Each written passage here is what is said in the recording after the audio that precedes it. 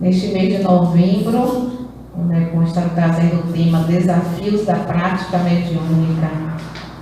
E que prática desafiadora no planeta Terra, nos nossos tempos. E finalizando esse tema, no último sábado do mês de novembro, nós vamos trazer o processo obsessivo na mediunidade, com o nosso irmão Cláudio Amorim, que já está aqui ao nosso lado, se concentrando, e que é sempre muito bem-vindo à nossa casa. E com este pensamento, todos nós vamos orar pela mediunidade no planeta Terra, pelos médiuns, por todos nós que lidamos com os intercâmbios entre os mundos, que cada vez seja de uma forma melhor, e assim vamos evoluindo e melhorando, evoluindo em conjunto com nossos irmãos em humanidade. Eu vou ler aqui o nosso Evangelho segundo o Espiritismo, no capítulo 19, A Fé Transporta Montanhas, o item 10, que nos diz: os médiuns são os intérpretes dos espíritos. Suprem nestes últimos a falta de órgãos materiais pelos quais transmitam suas instruções. Daí vem o serem dotados de faculdades para esse efeito. Nos tempos atuais de renovação social, cabe-lhes uma missão especialíssima. São árvores destinadas a fornecer alimento espiritual a seus irmãos. Multiplicam-se em número para que abunde o alimento. Há-os por toda parte, em todos os países, em todas as classes da sociedade, entre os ricos e os pobres, entre os grandes e os pequenos, a fim de que em nenhum ponto faltem e a fim de ficar demonstrado aos homens que todos são chamados. Se, porém, eles desviam do objetivo providencial a preciosa faculdade que lhes foi concedida, se a empregam em coisas fúteis ou prejudiciais, se a põem a serviço dos interesses mundanos, se em vez de frutos sazonados dão maus frutos, se recusam a utilizá-la em benefício dos outros, se nenhum proveito tiram dela para si mesmos, melhorando-se, são quais a figueira estéril. Deus lhe retirará o dom que se tornou inútil neles, a semente que não sabe fazer que frutifique, e consentirá que se tornem presas dos espíritos maus. E vamos à nossa prece.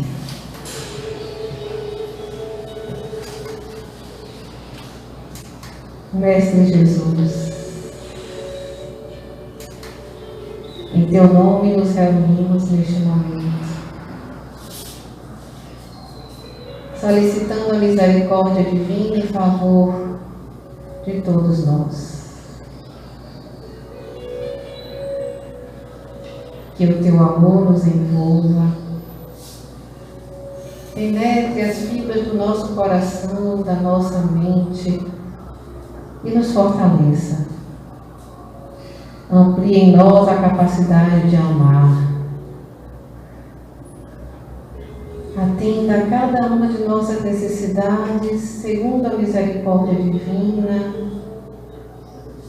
e dai-nos a força de suportar as provas da nossa vida, aproveitando o aprendizado de cada passo e crescendo nessa jornada de espírito imortal que somos, que continuaremos a crescer a cada passo do caminho.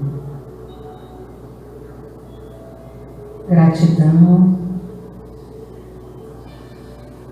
a todos os teus mensageiros, a equipe espiritual responsável por esta casa, por esta causa, que sejam fortalecidos sempre e que o teu amor nos una a todos, encarnados e desencarnados, no propósito do bem, hoje e sempre.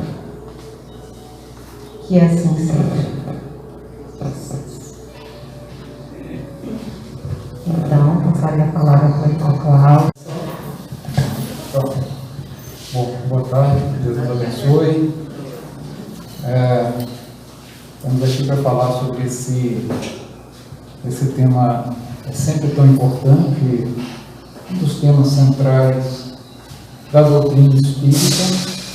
A doutrina espírita, ao revelar e explicar tantos aspectos da nossa relação entre vivos, o que vale dizer, entre os vivos encarnados e os vivos desencarnados, nos mostra também o quanto influenciamos uns sobre os outros por intermédio dessa faculdade tão natural, tão difundida, que é a mediunidade. A doutrina espírita, de fato, nos ensina que a mediunidade é uma faculdade de que todos os seres humanos são portadores. Só que algumas pessoas, de uma forma mais ostensiva, que vale dizer, na vida dessas pessoas, ou por seu intermédio, os fenômenos de comunicação interespiritual se manifestam de uma forma mais evidente, se manifestam de uma forma mais palpável. Mas na vida de todos nós, independente da crença ou da não crença, a mediunidade é uma faculdade que engendra esses fenômenos de mútua interferência. Por que nós falamos de mútua interferência? Porque da mesma forma que os espíritos desencarnados interferem sobre a nossa vida de espíritos encarnados, nós também interferimos na vida uns dos outros e interferimos também sobre a vida dos espíritos desencarnados. Já devo ter narrado aqui, vou me permitir repetir, porque talvez tenha alguns anos, de uma história que nós testemunhamos, uma narrativa que nós testemunhamos em uma sessão mediúnica, onde um espírito chega bastante aborrecido, dizendo: existe aqui um equívoco, tem aqui um engano. Nós dissemos assim: pois não, qual é o engano? Ela foi a pessoa que tinha pedido socorro ao centro, a pessoa encarnada. Então o espírito diz assim: ela veio aqui pedir socorro dizendo que eu estou interferindo na vida dela, que eu estou causando problemas. Mas na verdade o que acontece é o seguinte, eu vou explicar. Quando ela dorme, ela vai lá me procurar e me dizer certas coisas. Aí eu revido. Então, na verdade, a pessoa que procurou socorro no centro era obsessora. Ela era uma obsessora encarnada que, durante o desprendimento relativo do espírito em relação ao corpo, durante o sono, ia lá perturbar o espírito desencarnado. Pelo menos essa foi a alegação dele, que é muito plausível.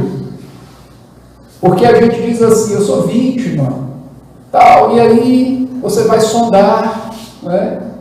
Um amigo meu, entrevistador e atendente fraterno, muito experiente, de várias décadas, entrevistando pessoas, centenas, talvez milhares de pessoas a essa altura, certamente alguns milhares, ele diz assim, quando está entrevistando as pessoas: o senhor quer ouvir o que eu tenho a lhe dizer?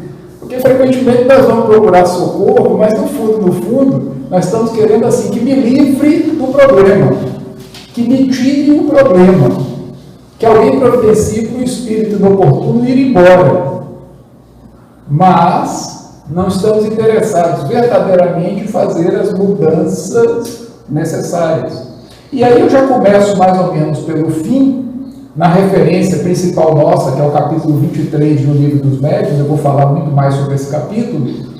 Os espíritos são taxativos. Aquele que quiser se libertar da obsessão, ou seja, da interferência inoportuna, incomodativa, às vezes um tanto quanto até patológica dos espíritos desencarnados, precisam realizar em si as transformações necessárias. Porque frequentemente nós trazemos em nós, frequentemente não é o termo, sempre trazemos em nós as matrizes psíquicas que proporcionam a interferência dos espíritos perturbadores e a pertinácia, a continuidade dessa interferência.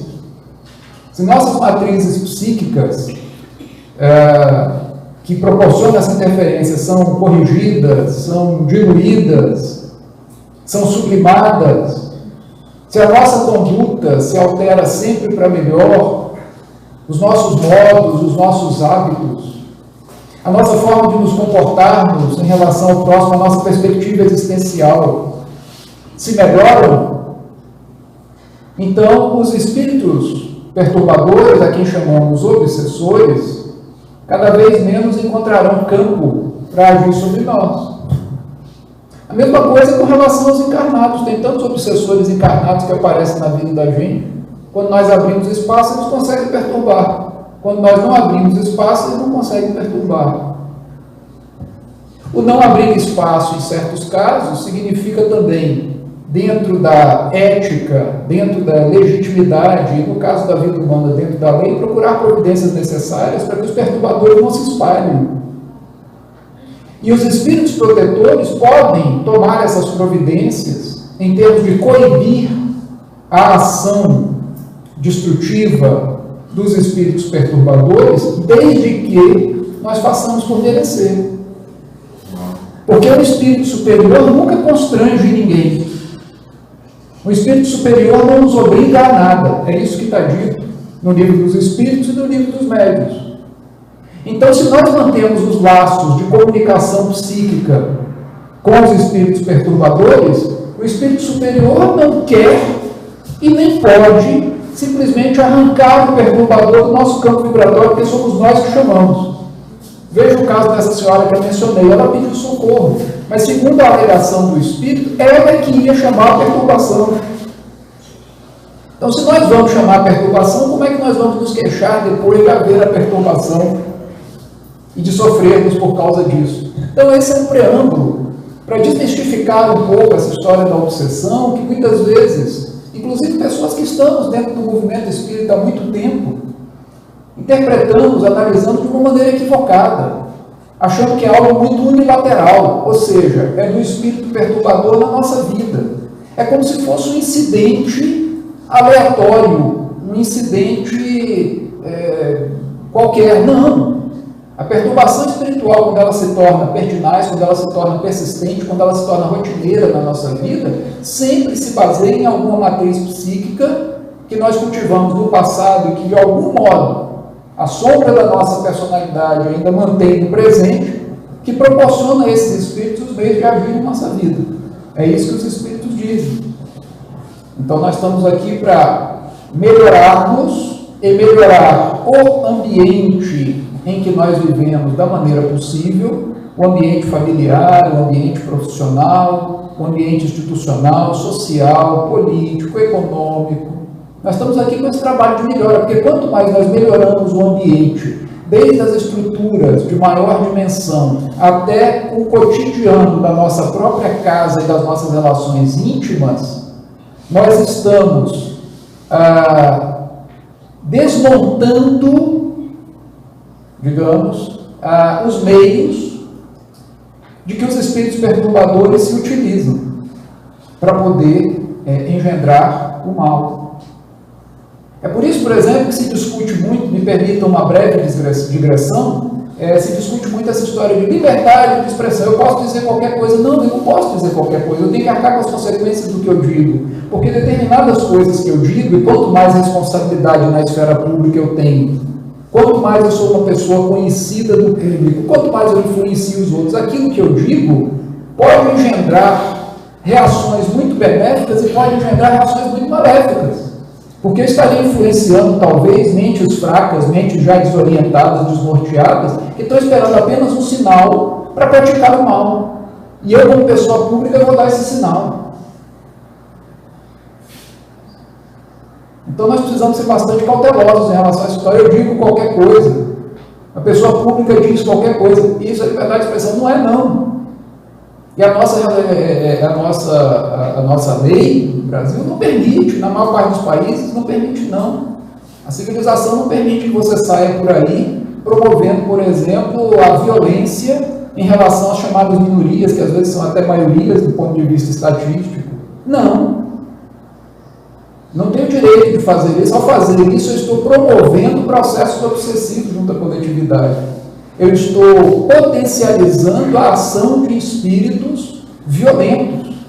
Eu estou potencializando a ação de espíritos vingativos. Eu estou potencializando a ação de espíritos perturbadores da ordem pública. Então, é preciso tomar cuidado em relação a isso. A obsessão não se dá só no plano propriamente pessoal, individual. É outra coisa que nós precisamos ter em mente. Há processos obsessivos coletivos.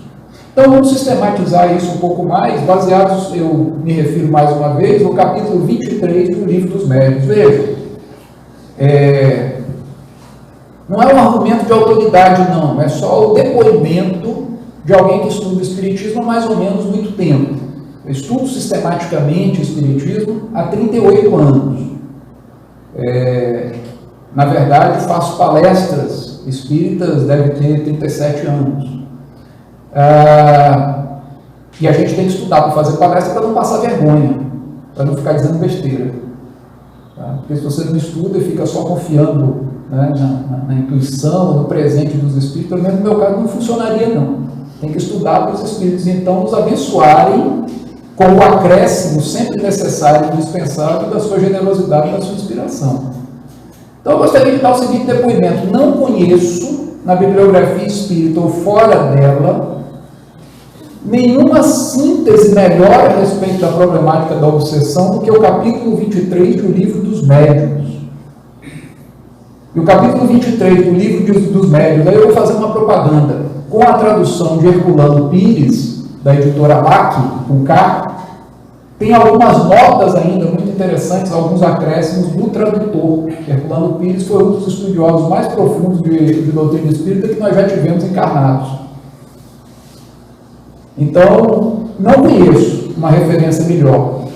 O Livro dos Espíritos, lá onde tem o capítulo, né, a seção sobre a influência dos espíritos nas nossas vidas, isso é no livro 2º, né, que é sobre a intervenção dos espíritos. Esse capítulo é sobre a intervenção dos espíritos.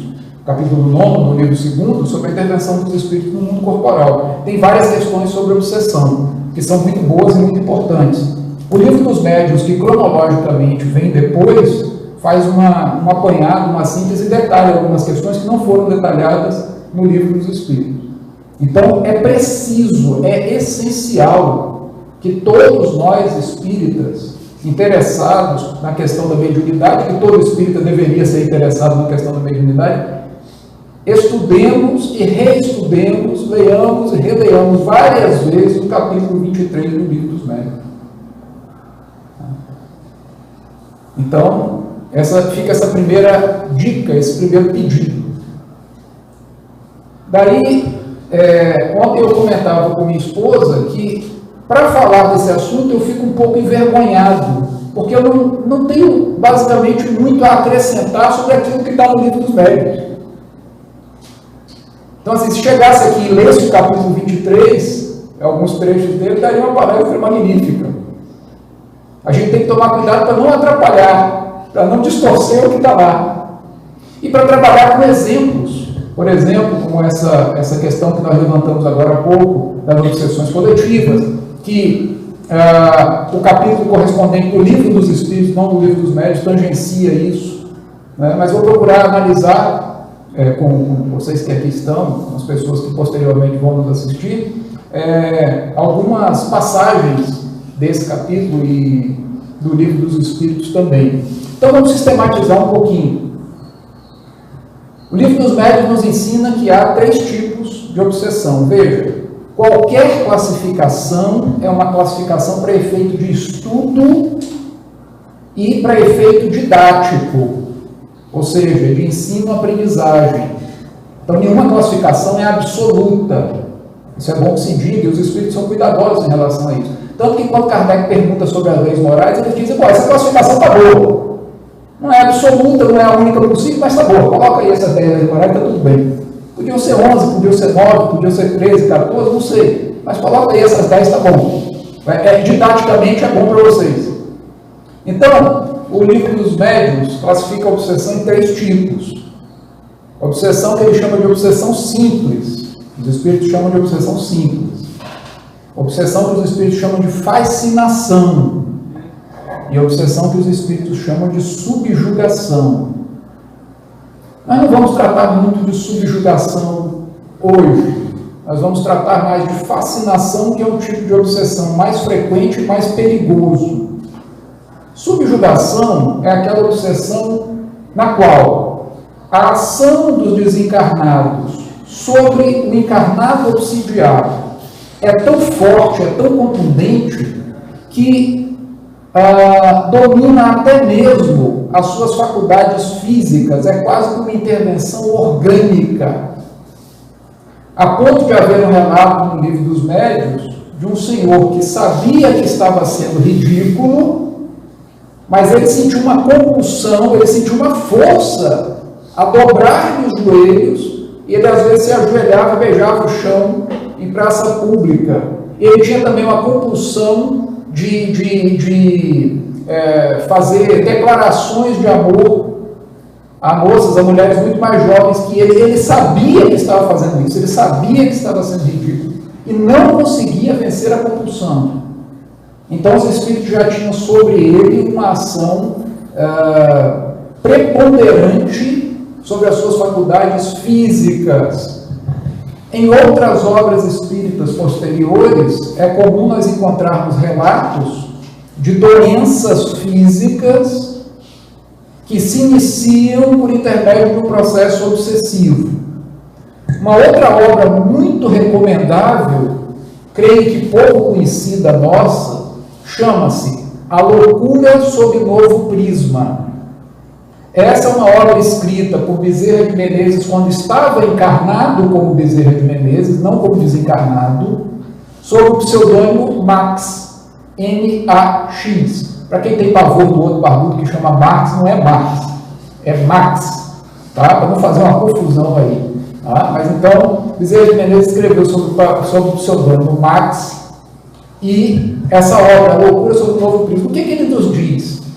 Ele diz que às vezes a pessoa não tem um problema fisiológico, mas ela é vítima de uma obsessão tão persistente, tão intrusiva, que ela acaba desenvolvendo um problema fisiológico.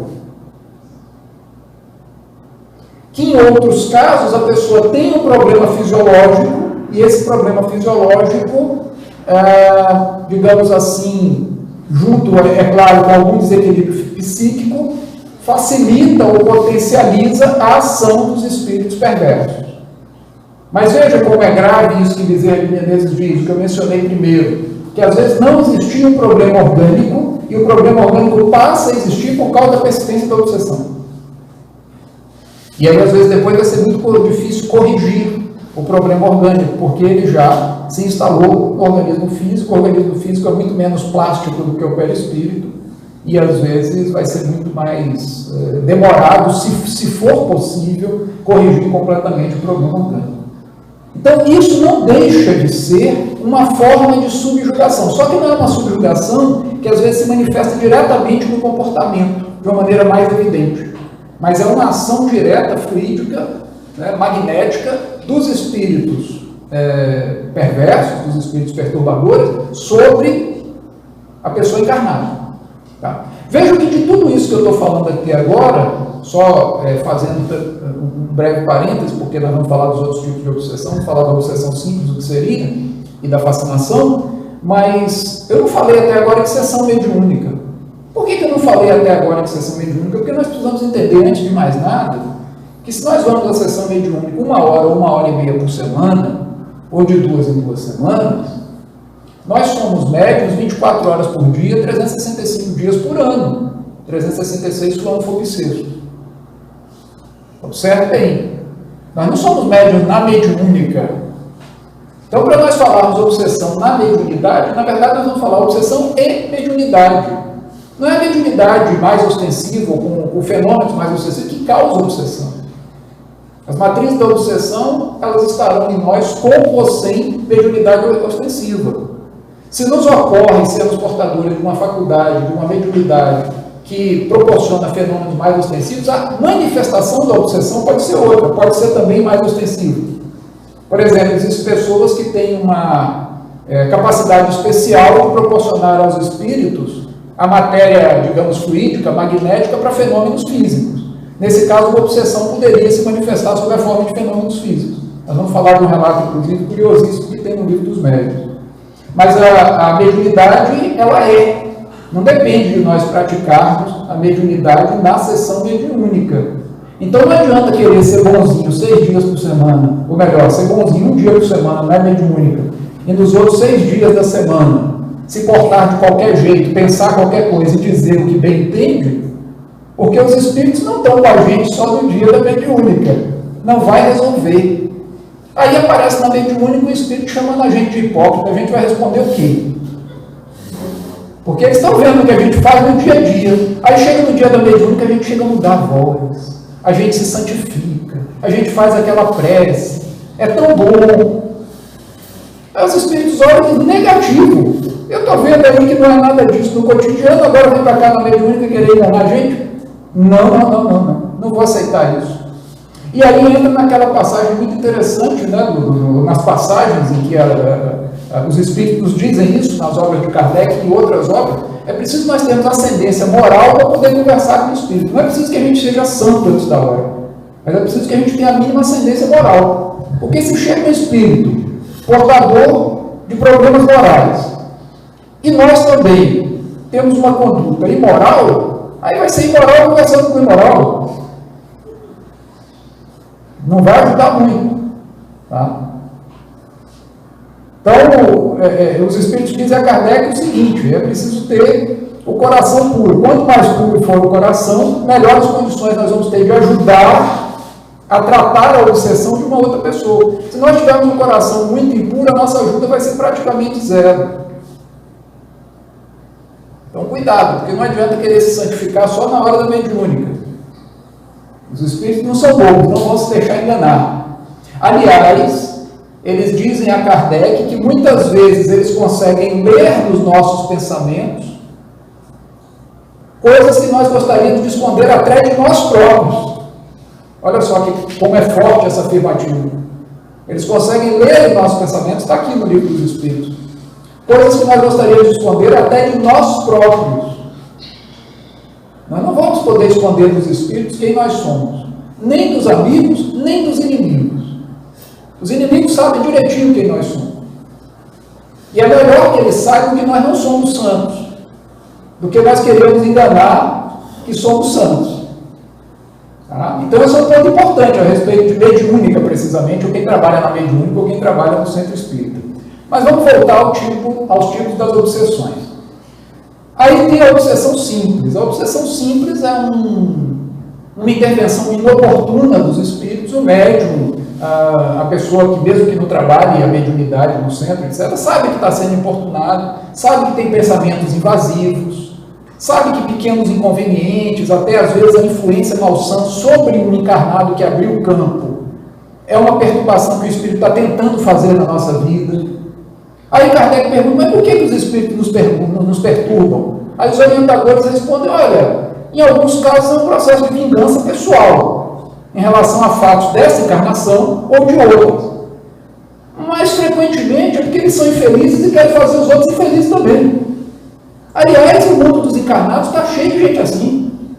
Está cheio de gente mal resolvida e infeliz que quer tragar os outros para a vala comum, para ser infeliz junto com eles, ou com elas. E nós precisamos ficar atentos em relação a isso. Ou como se diz na gíria, de uma maneira popular, ficar esperto, para não nos deixarmos tragar para essa vala comum de quem é infeliz e quer nos trazer para a infelicidade.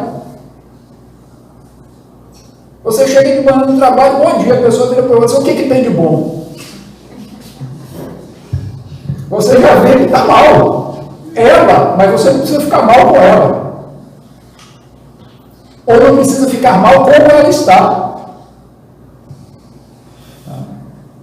É claro que eu estou falando de uma maneira figurativa, impressionista. É difícil uma resposta dessa tão absurda, tão mal criada, mas respostas parecidas com essa não é difícil, não. Alguém balançou a cabeça aí dizendo que não é tão difícil, não é tão raro. Né? Pois bem, então é preciso tomar cuidado. Né? A gente, por exemplo, que é educador, a gente trabalha com classes com dezenas de alunos. É muito provável que haja ali diversos tipos de perturbação.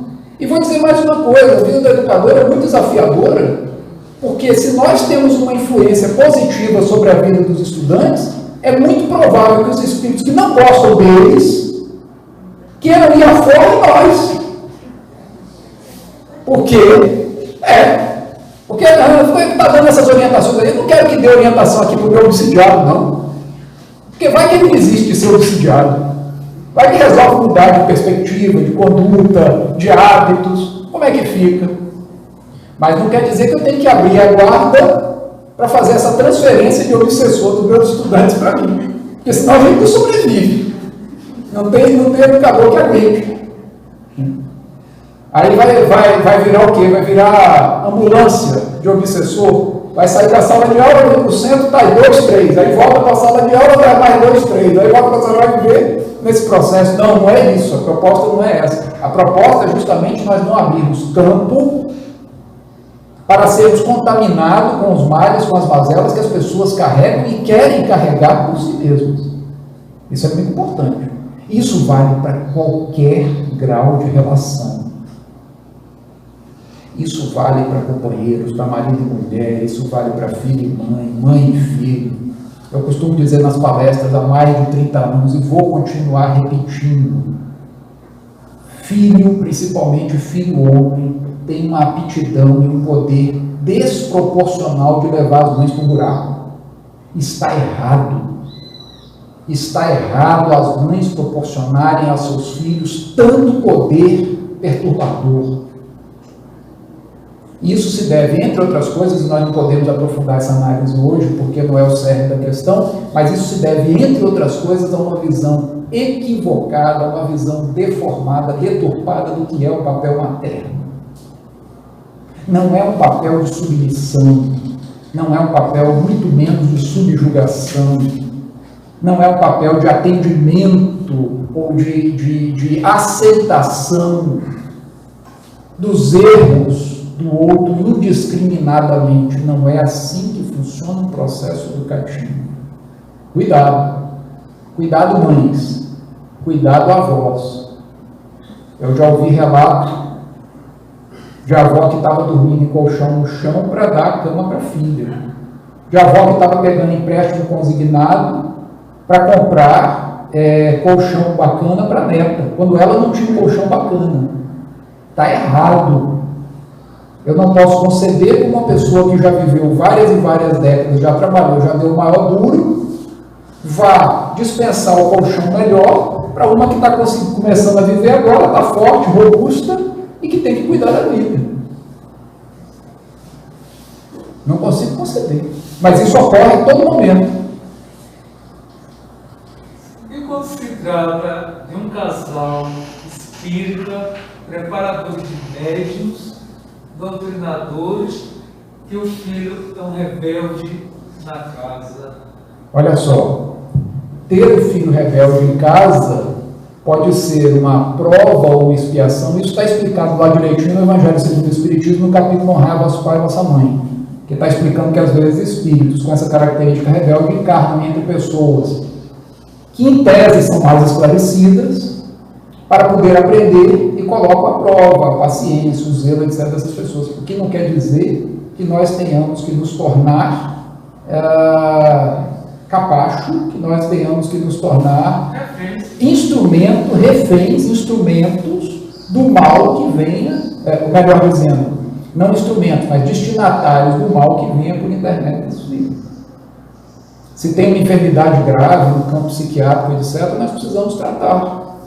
E o mal que nos vier como família, o desequilíbrio que for inevitável, nós vamos suportar pacientemente. O nosso argumento aqui, como eu disse, não vai ser possível aprofundar tanto, mas tem a ver muito com obsessão. O nosso argumento aqui é o seguinte: é preciso nós tomarmos cuidado para compreendermos o que é o sofrimento inevitável e o que é o sofrimento causado pela nossa própria leniência. o que é o sofrimento causado pela nossa própria condescendência, o que é o sofrimento causado pela falta de exercício da nossa autoridade moral. E nos casos extremos, até mesmo autoridade legal. Porque você não vai conceder que um filho maior de idade, por exemplo, bata numa mãe e fique por isso mesmo. Não tem cabimento isso. Não tem porquê isso ocorrer. Maria da Penha está aí para isso. Tá? E é preciso que esse tipo de espírito tão rebelde, a ponto de se tornar agressivo em relação a uma mãe e um pai dessa forma, entenda que há limites para as suas ações e que há responsabilidades a serem assumidas na medida que toma determinadas decisões e faz determinadas escolhas. Isso é fundamental para a educação do espírito. O espírito rebelde tem que entender que há limites e que há responsabilidades. E isso faz parte também do processo desobsessivo, curioso. O que dizem os espíritos nos capítulos aqui respectivos que nós estamos estudando? Que nós devemos tratar os obsessores, isso vale para os desencarnados e vale para os encarnados, nós devemos tratar sempre com dignidade, nós devemos tratar sempre com amor, mas às vezes com muita severidade e com firmeza. O amor não se dissocia ou não elimina a necessidade da firmeza e da severidade. Observe que interessante, lá no capítulo das leis morais, né, o 11º capítulo lá do livro, o 3º do livro dos Espíritos, é a lei de amor, justiça e caridade. Por que os Espíritos colocaram amor, justiça e caridade no mesmo pacote? Normalmente nós entendemos que justiça é uma coisa dissociada do amor, e que o amor é uma coisa dissociada da justiça. Os Espíritos mostraram para a gente que não. Inspiraram Kardec a colocar no mesmo pacote amor, justiça e caridade. Porque amor, justiça e caridade são as representações da ordem divina na vida humana. O universo não é desordenado, o universo tem uma ordem, tem uma lógica. Então essa lógica se manifesta por intermédio da caridade, do amor e da justiça. Tá? Então acho que esse ponto que você levanta é um ponto importante. A gente não pode se deter muito sobre ele, mas vale a pena ficar atento. Então a gente falava da obsessão simples. A obsessão simples é às vezes por motivos bobos, alguma coisa que nos irrita. Aí os espíritos gostam de insuflar um pouco essa irritação, de ajudar a causar um probleminha no dia a dia que vai nos deixar chateados, constrangidos, tristes. E os orientadores espirituais dizem que eles riem disso, eles ficam satisfeitos com o nosso aborrecimento, obsessão simples. Não há nada assim de muito... de uma continuidade, não há nada assim de muito firme, digamos assim, nessa obsessão. É claro que se o espírito perturbador perceber que nós somos muito vulneráveis e ele começar a gostar da coisa, ele pode se tornar um companheiro cotidiano das nossas atrapalhadas, dos nossos sofrimentos, dos nossos equívocos. Eu diria que a obsessão simples, quando nós sofremos processos de dependência, nós podemos ser dependentes, por exemplo, de jogo, nós podemos ser dependentes de sexo, nós podemos ser dependentes de algum tipo de droga, e de novo, vamos parar com o falso moralismo. Tem um bocado de gente aí defendendo punição severa, e aquela conversa toda, não sei o quê, contra as drogas ditas ilícitas, e é dependente de droga em farmácia. É hipocrisia. Existe tráfico de droga em farmácia. Tem droga que é faixa preta, que é tarja preta, no pacote lá, está dizendo, sujeita a retenção de receita, e você chega nos ambientes profissionais e você diz assim, essa noite eu não dormi direito, eu tenho um Rivotril aqui na bolsa, você quer? Ninguém nunca viu isso? Acontece direto. Sabe o que é isso? É tráfico. Mas a gente hipocritamente passa por cima e finge que não está acontecendo nada, porque eu tenho uma droga que é controlada. É tráfico. Você quer ver obsessão maior, coletiva, do que essas propagandas de bebida o tempo todo? Me diz uma coisa, na legislação brasileira, bebida alcoólica é a partir de que idade? 18. Tá, me explica aí, por que é permitido fazer propaganda de bebida alcoólica em lugares assim, onde passam crianças de todas as idades e nos shows para menores de idade? Então tem uma hipocrisia muito grande. Eu diria que propaganda de bebida alcoólica dirigida ao público geral persistentemente, como se faz, é uma forma de obsessão. Calculada, meticulosa, eu não diria nem que é uma obsessão simples, é um processo de fascinação mesmo, de tentar arrastar os jovens para um hábito que pode ser extremamente destruidor nas suas vidas. Mas voltando então à obsessão simples, essa obsessão, problemas corriqueiros, cotidianos. A fascinação, aí a gente vai se deter alguns minutos mais, esse é um problema grave. Porque o que os espíritos dizem para nós? Que na fascinação, o médium, o obsidiado, não está ciente de que é obsidiado. E mais, frequentemente nem aceita a hipótese de que existe um problema. Por exemplo, a fascinação é muito comum entre jovens, em várias questões, mas especificamente em questões de relacionamento. Né? Você chega para o jovem, para a jovem, e diz: meu filho, minha filha, essa pessoa aí é uma mala sem alça, não vai dar certo. Você vai carregar uma mala sem alça aí, não faça isso. Minha filha, meu filho, não está vendo que não presta. Não é aquela coisa assim, não é bom o suficiente para você, não. É que a pessoa tem má índole. É que a pessoa é problemática. É que a pessoa maltrata, o rapaz maltrata a mãe. O que ele acha que ele vai fazer com você? O que você acha que ele vai fazer com você? Você não está vendo que ele maltrata a mãe. Como é que eu vou querer que uma filha se relacione com um homem que maltrata a mãe? E aí a gente está falando, aí a filha, o filho, nada disso. O amor muda tudo. Casando, ele se transforma para pior. Para pior. Depois que tem lá o papel assinado, que uma pessoa acha que tomou propriedade da outra, pode acreditar que se vem uma transformação, o sujeito já não era muito bom, a sujeita já não era muito boa, vai piorar. Mas é uma pena, a gente tem uma oportunidade de encontro espírita como essa aqui. Vou fazer uma brincadeira com vocês, mas vocês não sabem que é tanto uma brincadeira. Olha a média da nossa faixa etária. Cadê o pessoal mais jovem? Por que não estão aqui? Eles não estão aqui por causa dos apelos do mundo, etc. e tal. Ou porque a forma como nós conduzimos a nossa religiosidade, a nossa religião, os nossos estamentos, instituições religiosas já não são tão atrativos. Eu disse outro dia numa palestra que eu estou preocupado, Norma, com mediúnica, porque é o seguinte, eu estou achando que mediúnica daqui a alguns anos só vai ter desencarnado. Porque observe bem, nós vamos ficar velhos e morrer, não tem jeito. E não vem gente nova chegando para a mediúnica. Então só vai ficar desencarnado para a mediúnica. O último que sair apaga a luz, porque não precisa mais luz. Imagina quando for a mediúnica, um de nós conversando com os amigos desencarnados. Não vai prestar. Então nós precisamos renovar, ressignificar, reconstruir a ideia de religiosidade de forma que ela seja natural, acessível, atraente às pessoas de todas as faixas etárias. Um menino de 17 anos, eu talvez já tenha contado isso aqui, uma vez disse para o pai dele, dirigente espírita no interior da Bahia. O menino virou para o pai, na época ele tinha 17 anos, faz muitos anos. O menino disse assim: pai, vocês estão fazendo um espiritismo para sofredor. E eu que ainda não sofri, faço o quê? Olha a sabedoria do menino. Eu que ainda não sofri. Eu que ainda não sofri, faço o quê?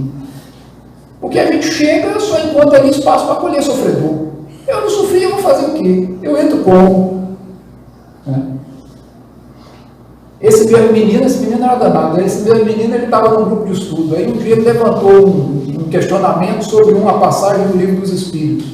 Aí a pessoa que coordenava respondeu. Ele não ficou satisfeito, aprofundou o questionamento. A pessoa respondeu. No terceiro questionamento dele, a pessoa disse assim: é isso que está escrito aí no Livro dos Espíritos, é assim que a gente vai interpretar, vamos em frente.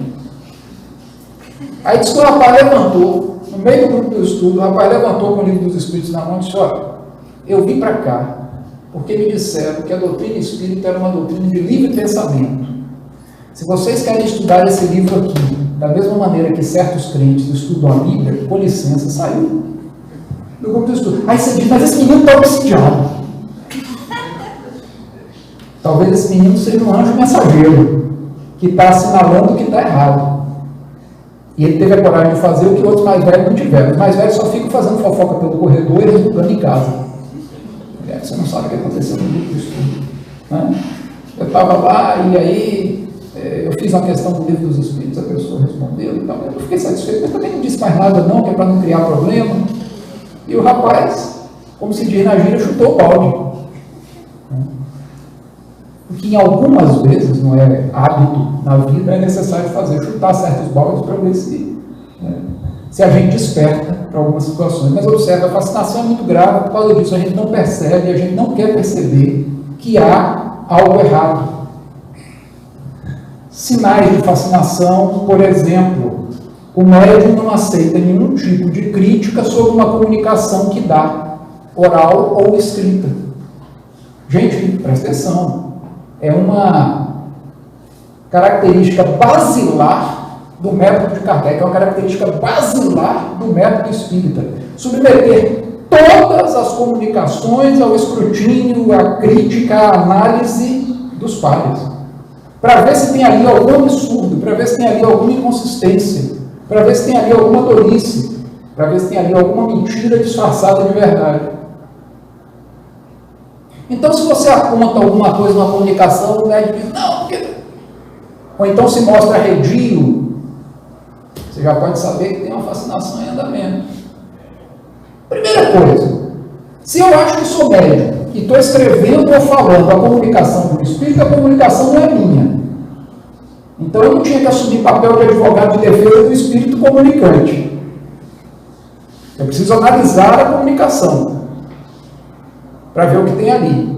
O fato de eu ser portador dessa comunicação não me faz dono dela, nem tampouco autor.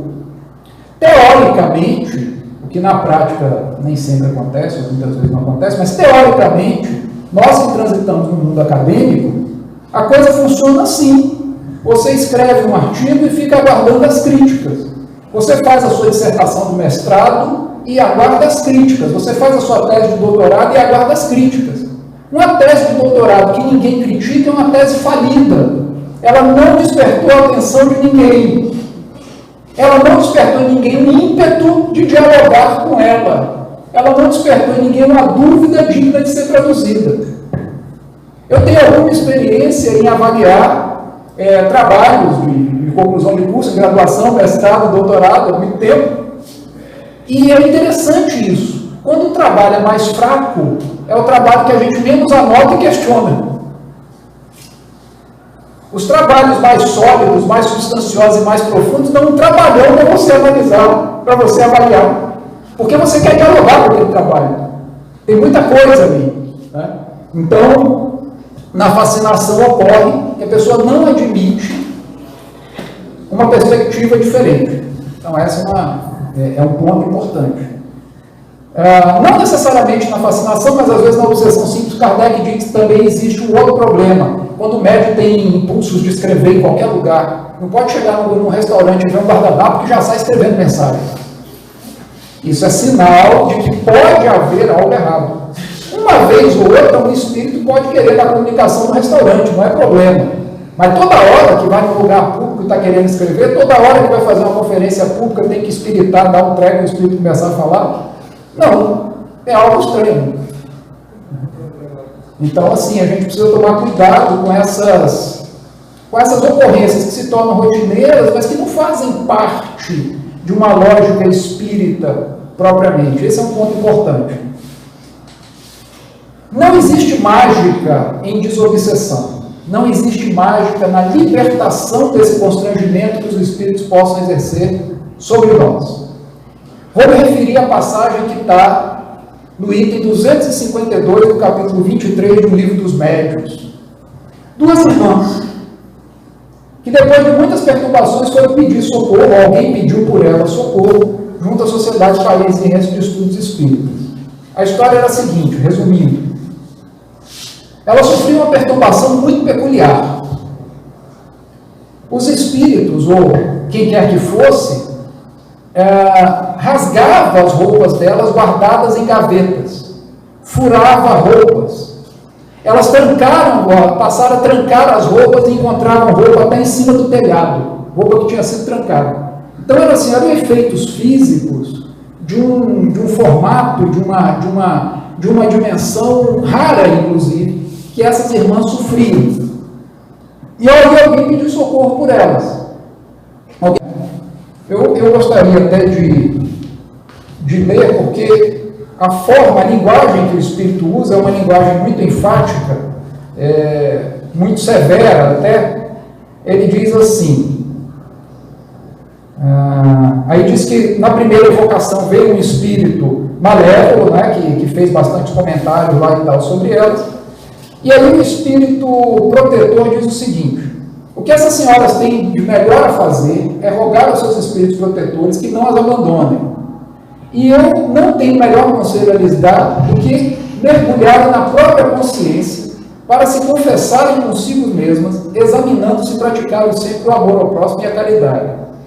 Não me refiro à caridade que dá e distribui, mas à caridade da língua, porque infelizmente elas não sabem contê-la e, por outro lado, não justificam por seus atos piedosos o desejo de se livrarem de quem as atormenta. Ele está insinuando aqui que essas duas mulheres, essas duas pessoas, elas até faziam atos piedosos, elas davam coisas e tal, como a gente no centro espírita dá a cesta básica, etc.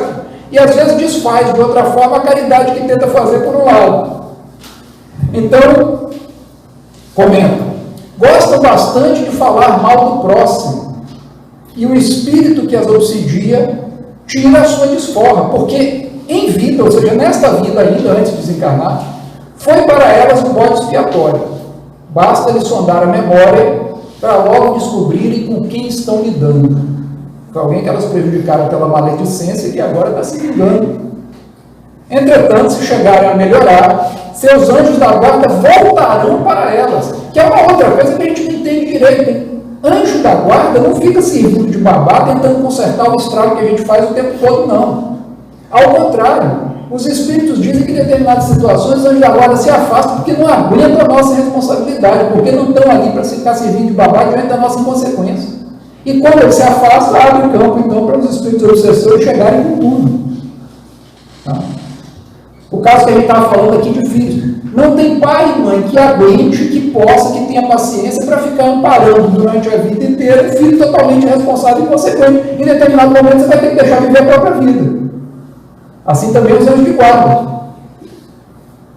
Se chegarem a melhorar, seus anjos de guarda voltarão para elas e sua presença será suficiente para afastar o espírito mau, que se apegou sobretudo a uma delas.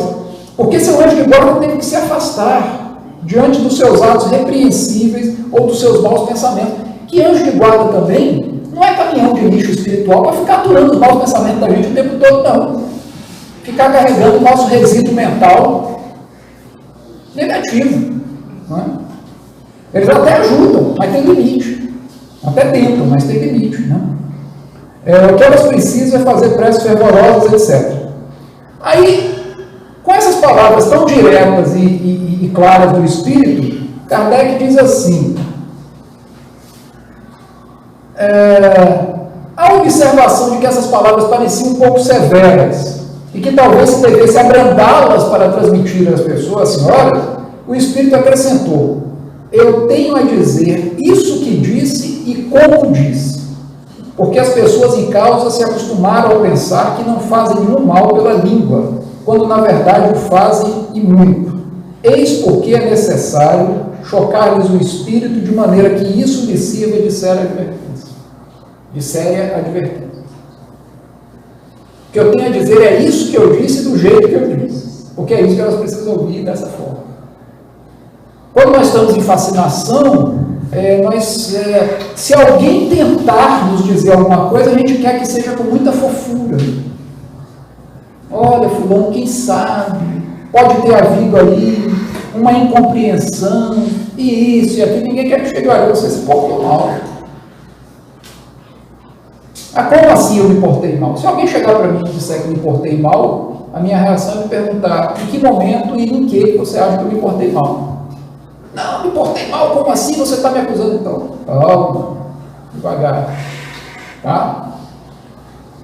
Aí, essa é uma passagem em que a ação dos espíritos era muito direta e muito notória, efeitos físicos.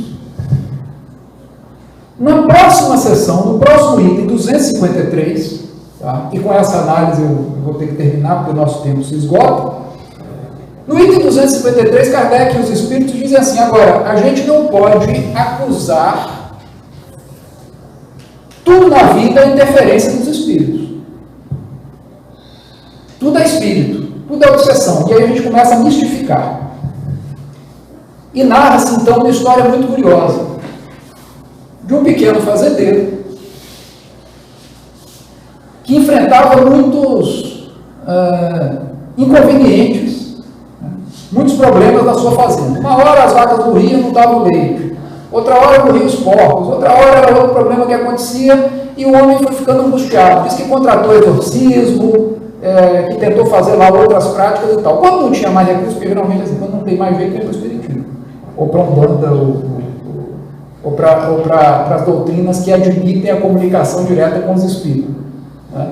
Frequentemente, quando a pessoa chega no centro espírita, ela já tentou de tudo, não deu certo, aí ela vem para o espiritismo. Aí foram pedir socorro espírita.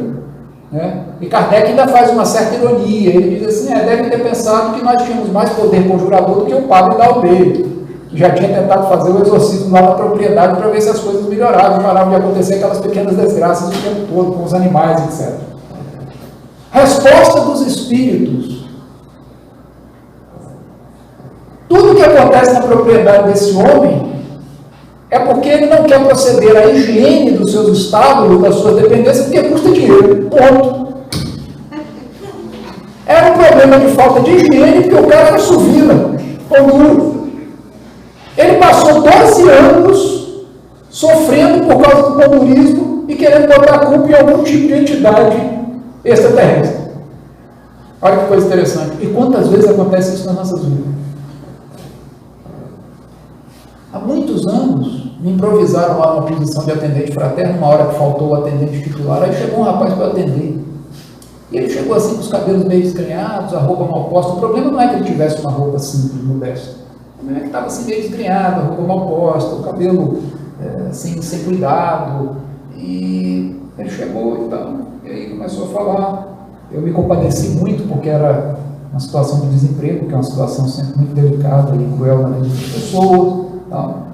Lá pelas tantas eu disse a ele: meu irmão, agora eu precisava lhe dizer algo, que é o seguinte: dessa forma como você está se apresentando aí, ninguém vai lhe dar emprego não. Aí tomou susto e ele disse: como assim? Eu disse: veja, quando o senhor vai fazer uma entrevista de emprego, quando o senhor vai se apresentar, as pessoas começam a imaginar que alguém que não está se cuidando não vai conseguir cuidar também do trabalho da empresa. Aí ele arregalou os olhos e disse: é verdade. Quer dizer, então assim, podia haver um processo obsessivo? Podia. Mas o descuido pessoal também não vai ajudar em nada. Você na tentativa de conseguir um trabalho. Então, às vezes, são pequenas atitudes nossas, às vezes são formas de conduta assim, quase imperceptíveis que nos prejudicam no cotidiano. A maneira de responder aos outros, a maneira de falar, de dar bom dia ou de não dar bom dia. A impetuosidade para dirigir, que pode provocar pequenos problemas ou grandes problemas. A impetuosidade dos movimentos. A pressa desmesurada em tudo. A nossa incapacidade de ouvir. Então tem uma série de questões que às vezes parecem menores no cotidiano e que abrem campo para a ocorrência de problemas, abrem campo para potencializar obstáculos na nossa vida e depois nós vamos atribuir aos espíritos. Por exemplo, eu tenho uma questão de saúde. Nutricionista, médico, recomendaram uma pequena mudança na alimentação. E mesmo tendo recursos financeiros para fazer isso, eu fico segurando porque aquele alimento custa um pouco mais caro, porque eu vou ter um pouco mais de gasto e tal, e eu fico segurando. Talvez para quando morrer botar algum dinheiro no caixão e levar junto. Aí a minha saúde se deteriora, porque eu não me alimentei como eu podia me alimentar. A culpa é do obsessor. Que obsessor? Como assim obsessor? Eu uma vez vi um espírita conversando com o outro, acreditem nisso que eu vou dizer. Um espírita chegou para o outro e disse: fulano, você sofre de diabetes. Eu fiquei sabendo que está tendo uma pessoa, inclusive esse que sofria de diabetes, uma pessoa de recursos financeiros. Eu fiquei sabendo que surgiu aí uma nova terapêutica que talvez faça isso, aquilo, não sei o que e tal, você podia investigar isso. O outro virou e disse assim, mas a diabetes na minha vida é o meu instrumento disciplinador, é não sei o que lá. Eu não intervi na conversa não, eu só fiquei quieta, olhei assim e por dentro disse, como? A doutrina espírita ensina claramente que se nós temos recursos para nos tratar e resolver algum problema que nos aflige, nós precisamos resolver. Se não tiver solução, nós vamos enfrentar com paciência e resignação. A lógica é essa. Agora imagine, não, essa doença aí é minha, então, com açúcar, faça qualquer coisa, já que a doença é a sua. Não é assim que funciona. Tá? Vamos encerrar dizendo o seguinte: os espíritos nos alertam, e cuidado, muito cuidado, os espíritos nos alertam que nós precisamos desconfiar dos médiuns, quaisquer médiuns, eles dizem, tá? Que despertem suspeição por causa de sua conduta ou dos seus costumes, seu orgulho, sua falta de amor e caridade. Nós devemos encarar em algum médium que em algum momento mostre, evidencie orgulho, vaidade, uma certa degradação dos costumes, desvios de conduta, nós devemos desconfiar de todas as comunicações. Não quer dizer que todas as comunicações serão ruins. Às vezes a misericórdia divina é tão grande que mesmo por um médium que está no momento perturbado, tem comunicações boas. Mas que nós devemos desconfiar de todas as comunicações que venham por intermédio de alguém que se encontra em perturbação. E é preciso que nós nos conscientizemos disso. Eu devo ter dito isso talvez em público uma ou duas vezes. Há muito tempo me encontrava num momento muito difícil da minha vida, enfrentando questões morais muito graves. E eu fui fazer palestra numa cidade do interior onde eu tenho um grande amigo, e que é dirigente espírita. E eu disse para ele o seguinte: olha, eu vou fazer a palestra, eu sei que você observa a palestra com muito cuidado, sempre, de todo mundo que vem fazer palestra. Ele fica nos bastidores observando a qualidade do trabalho. E é muito rigoroso. Você vai observar com todo o rigor o meu trabalho hoje. Porque eu quero saber se os problemas que eu estou enfrentando estão impactando no bom senso, na qualidade, na lógica daquilo que eu digo e na fidelidade ao Espiritismo. Aí ele assistiu depois da palestra e eu disse: e aí? Ele disse: não está impactando não, continua. A gente precisa ter esse bom senso de não se crer supermulher ou super-homem, que pode tudo. Agora, também não é aceitar pelo valor de face, o feedback que tenha, a opinião que tenha de qualquer doido, de qualquer doida que queira dizer qualquer coisa sobre o nosso trabalho. Nós precisamos também ter o bom senso de saber, dentro de certos parâmetros, o que nós estamos fazendo. Por que eu confiei nessa pessoa? Porque eu sabia que uma pessoa dotada de grande sensatez e grande responsabilidade. Outros não são responsáveis nem para a própria vida, estão querendo mandar na nossa. Então, nessas pessoas a gente não pode crer, porque elas não têm muita credibilidade. Fico alerta. Que Deus nos abençoe. Obrigado. Que assim seja. Obrigada, Cláudia. Nós agradecemos pelas reflexões e temos para nosso crescimento em estudo sempre, né?